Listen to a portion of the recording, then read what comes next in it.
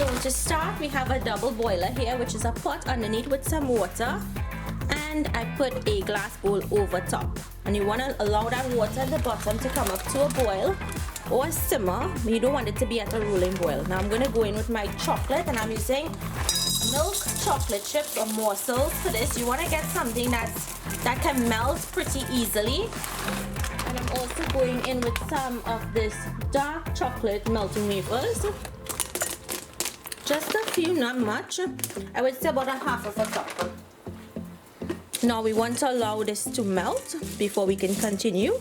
Now I'm not adding any ginger to this like a traditional barfi, but if you wanted to add some ginger flavor or maybe some orange extract, you can, because chocolate and orange goes great together. So my chocolate is nice and smooth, and now I'm going to go in with some ghee. If you don't have ghee or clarified butter, then you can use a little bit of regular unsalted butter. Now I'm going to add in some pistachios, some chopped pistachios, but you can use whatever type of peanut or nut you like. I'm just gonna mix that in. Now I'm going to go in with some elaichi or cardamom powder, and I find with pistachios and chocolate it tastes really nice. And the other ingredient, and the last ingredient, is going to be some milk powder. And today's milk powder was sponsored by BKC's West Indian Supermarket in Lauderhill.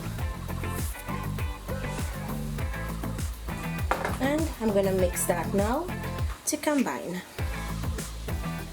Now you'd want to move really quickly, so mix it in really quickly, because we'll need to pour this out into our greased dish. Okay, so this is finished. What I'm going to do now is move over and pour this out into my tray. So I'm using a loaf tin for this because it's a small amount.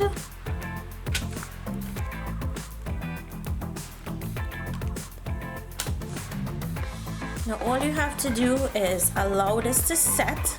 You see, you don't have to do a lot of spreading, just shake it. And I'm just gonna sprinkle on some chopped pistachios on the top, or you can leave them whole if you like, so that your guests will know what's inside of the barfi. And it looks really pretty also by doing it this way. And all we have to do is allow it to set on your counter, or you can place it into your refrigerator. Once it sets, I'll come in, cut, and show you guys what it looks like. So guys, the chocolate barfi has set, and look how easy it is to take it out.